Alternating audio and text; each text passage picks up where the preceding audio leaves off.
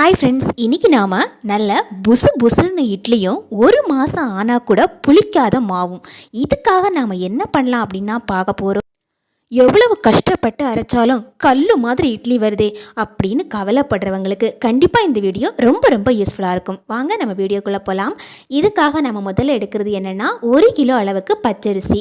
இதுக்காக நீங்கள் கடையில் வாங்கின அரிசி கூட எடுத்துக்கலாம். நான் இன்றைக்கி எடுத்துருக்கிறது என்னென்னா ரேஷன் கடையில் வாங்கின பச்சரிசி தான். பாருங்கள், இந்த அளவுக்கு நம்ம எடுத்தால் தான் நமக்கு கரெக்டாக இருக்கும். 1 கிலோ அளவுக்கு எடுத்துருக்கிறேன். இப்போ நாம் இதை எப்போவுமே அரிசி ஊற போடுற இந்த மாதிரி ஒரு பெரிய பாத்திரத்தில் ஊற போடுறதுக்கு எடுத்துக்கலாங்க.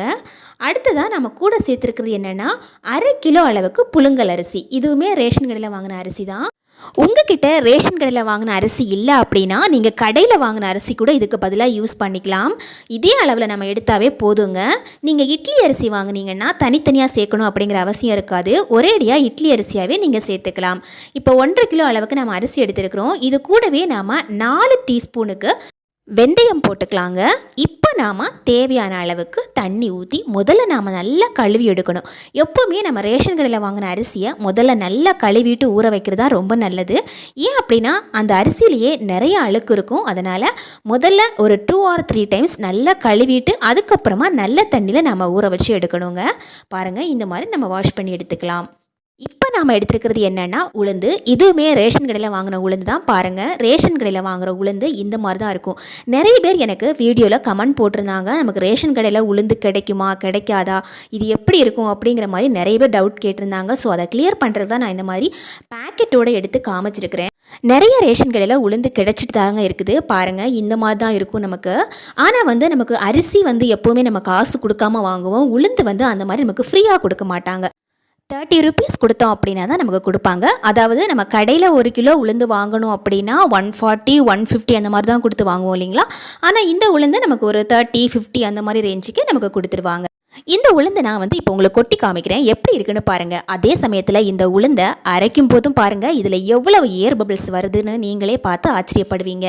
கடையில் வாங்குகிற உளுந்து பார்த்தீங்கன்னா நல்லா பாலிஷ் பண்ணி நல்ல வெள்ளையாக இருக்கும். ஆனால் இதில் நல்லா பாலிஷ் பண்ணி வச்சுருக்க மாட்டாங்க. அங்கங்கே கொஞ்சம் தோடு இதில் இருக்கும். அதாவது கருப்பு கலர் தோல் அங்கங்கே 1-2 உளுந்தில் இது இருக்கும். நமக்கு பார்க்குறதுக்கு தெரியும். பாருங்கள், இந்த மாதிரி தான் இருக்கும். எல்லா உளுந்துலையும் இருக்காது, அங்கங்கே மட்டும்தான் இருக்கும். எப்போவுமே நான் இட்லி தோசைக்கு ஊற போடும்போது இந்த மாதிரி கிளாஸ் ஒன்று தான் யூஸ் பண்ணுவேன். ஸோ இந்த கிளாஸில் தான் நான் இப்போவும் எடுத்துக்கிறேன். இதோட 1 கிளாஸ் அளவு 100 கிராம் அளவுக்கு இருக்கும்.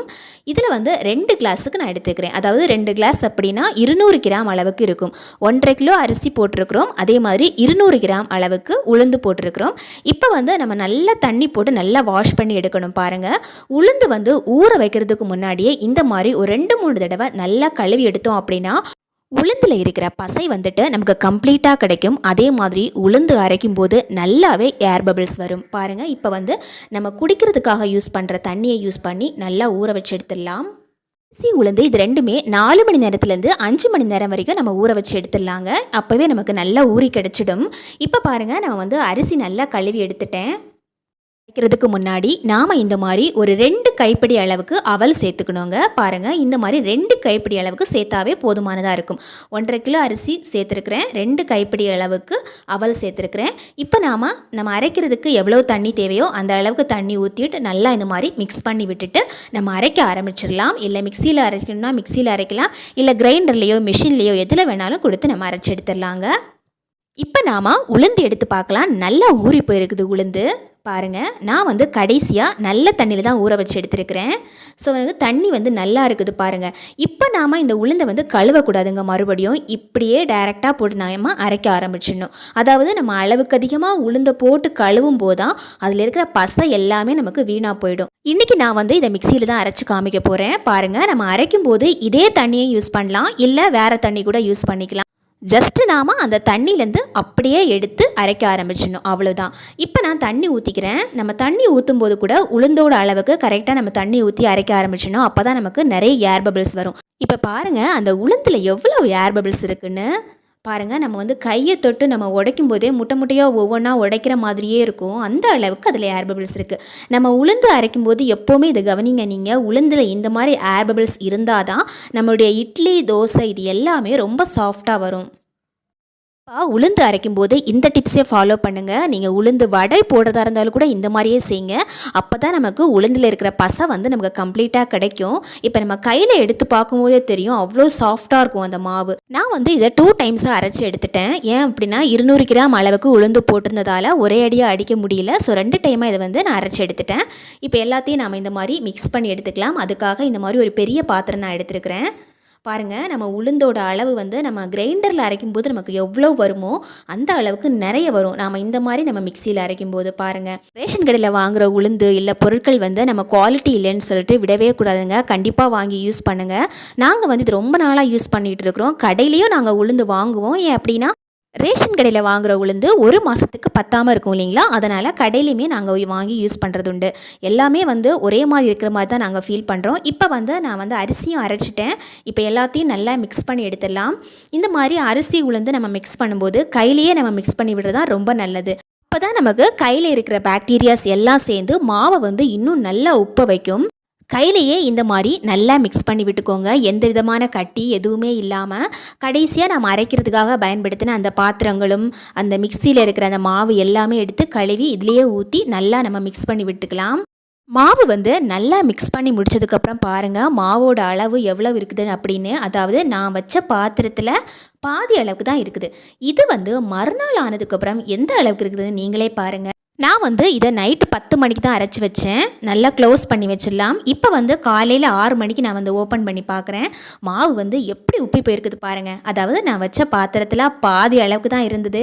இப்போ எந்த மாதிரி உப்பி இருக்குதுன்னு பாருங்கள். இதை நம்ம ஒரு கரண்டி வச்சு நம்ம எடுத்து பார்த்தோம் அப்படின்னா அதில் எந்த அளவுக்கு ஏர் பபிள்ஸ் இருக்குதுன்னு நீங்களே பாருங்கள். இந்த மாதிரி நமக்கு மாவு இருந்தது அப்படின்னா நாம் போடுற இட்லியும் சரி தோசையும் சரி எல்லாமே சாஃப்டாக இருக்கும். இன்னொரு முக்கியமான விஷயம், நாம் வந்து இந்த மாதிரி மாவு அரைச்சி வச்சோம் அப்படின்னா ஒரு 2 வாரம் ஆனால் கூட மாவு புளிக்கவே புளிக்காதீங்க. முக்கியமாக இந்த வேலைக்கு போகிறவங்க, குழந்தைங்களை வச்சுருக்கிறவங்க, இவங்க எல்லாருமே நம்ம வந்து டெய்லி மாவு அரைச்சி வைக்கிறதுக்கு ரொம்பவே கஷ்டப்படுவோம். நாம் வந்து ஒரு 5 டேஸ் அல்லது ஒரு வாரத்துக்கு ஒரு டே நம்ம இந்த வேலையை செஞ்சோம் அப்படின்னா கொஞ்சம் ஃப்ரீயாக இருக்கிற மாதிரி ஃபீல் பண்ணுவோம். இந்த மாதிரி நம்ம பண்ணி வச்சோம் அப்படின்னா நமக்கு மாவு புளிக்கவே புளிக்காது. கண்ணை மூடிட்டு நம்ம இந்த மாதிரி நம்ம ட்ரை பண்ணி எடுக்கலாங்க. பாருங்கள், மாவுமே சாஃப்டாக இருக்கும் நமக்கு. மற்றபடி நம்ம மாவு அரைச்சி வச்சோம் அப்படின்னா ஒரு 3 நாளுக்கு அப்புறம் பார்த்தீங்கன்னா அந்த மாவு வந்து கொஞ்சம் கொஞ்சமாக புளிக்க ஆரம்பிச்சிடும். மாதிரி நாம் வந்து அரிசி அரைக்கும் போது நம்ம அவல் சேர்த்துக்கிட்டோம் இல்லைங்களா, அது வந்து இன்னும் நல்ல சாஃப்ட்னஸ் கொடுக்கும். அவலுக்கு பதிலாக நிறைய பேர் சாப்பாடு கூட சேர்த்துப்பாங்க. அந்த மாதிரி நம்ம சாப்பாடு சேர்த்து நம்ம அரைச்சோம் அப்படின்னா அந்த மாவு வந்து 3 நாளுக்கு மேலே தாங்கவே தாங்காதுங்க. அதுக்கு மேலே மாவு வந்து புளிச்சிக்கிட்டே தான் இருக்கும். இப்போ நாம் தேவையான அளவுக்கு உப்பு சேர்த்துட்டு இட்லி செய்ய ஆரம்பிச்சிடலாம். நல்லா கவனிங்க, நான் வந்து உப்பு மட்டும்தான் சேர்த்துருக்கிறேன். நிறைய பேர் வந்து நம்ம இட்லி செய்யும் போதே சோடா உப்பு அந்த மாதிரிலாம் சேர்ப்பாங்க. நம்ம கடையிலலாம் வாங்கி சாப்பிட்றோம் இல்லைங்களா, அங்கே எல்லாமே சோடா உப்பு சேர்த்து தான் நமக்கு வந்து இட்லியை புஷ்ஷுன்னு கொடுக்குறாங்க. இட்லி தோசை இது எல்லாமே நம்ம டெய்லி சாப்பிட்ற ஒரு உணவுப் பொருள். அது மட்டும் இல்லாமல் நிறைய பேர் நாம் காலையிலையும் சாப்பிடுவோம், சாயங்காலமும் சாப்பிடுவோம். இந்த மாதிரி ஒரு உணவுப் பொருளை நம்ம வந்து டெய்லி பேக்கிங் சோடா சேர்த்து சாப்பிட்டோம் அப்படின்னா நம்ம உடம்புக்கு வந்து அது நல்லதே கிடையாதுங்க. அதனால் நார்மலாக நேச்சுரலாக இருக்கிற இந்த மாதிரி விஷயங்களை நம்ம யூஸ் பண்ணி நம்ம இட்லி தோசைக்கு நம்ம மாவு புளிக்க வச்சோம் அப்படின்னா ரொம்ப ரொம்ப டேஸ்ட்டாகவும் இருக்கும், அதே சமயத்தில் ஹெல்த்தியாகவும் இருக்கும். கண்டிப்பாக டெய்லி லைஃப்பில் பேக்கிங் சோடா அதாவது சோடா உப்பு சேர்த்து சாப்பிட்றத அவாய்ட் பண்ணிவிடுங்க ஃப்ரெண்ட்ஸ். இப்போ வந்து நம்ம இட்லி வந்து வெந்துடுச்சு. இட்லி வந்து எவ்வளோ சூப்பராக புசு புசுன்னு இருக்குது பாருங்கள். இட்லி வந்து லைட்டாக சூடாக இருக்குது, அதனால தான் அந்த தட்டில் வந்து லைட்டாக ஒட்டிக்கிட்டு இருக்குது. பார்க்குறதுக்கே ரொம்ப அருமையாக இருக்குது. இதை நான் வந்து பிச்சு காமிக்கிறேன் உங்களுக்கு. இப்போ வந்து எல்லா இட்லியுமே நம்ம வந்து ரிமூவ் பண்ணி உங்களுக்கு காமிக்கிறேன். நம்ம இட்லி ரிமூவ் பண்ணுறதுக்கு முன்னாடி லைட்டாக தண்ணி தெளித்து விடணும். அப்போ தான் வந்து இட்லி வந்து நல்லா ரிமூவ் ஆகி கிடைக்கும் நமக்கு. லைட்டாக ஓரத்துலலாம் இருக்குது இல்லைங்களா, இட்லி வந்து சூடாக இருக்கிற காரணத்தினால தான் நமக்கு வந்து இந்த மாதிரி ஒட்டிக்கிட்டு இருக்கு. இன்னொரு முக்கியமான விஷயம் என்னென்னா, நம்ம இட்லிக்கு மாவு ஊற்றும் போது முக்கால்வாசி தாங்க ஊற்றணும். நம்ம ஃபுல்லாக ஊற்றி வச்சோன்னா அது தட்டு ஃபுல்லாக பரவி நம்ம கழுவும் போது ரொம்ப கஷ்டப்படுவோம்.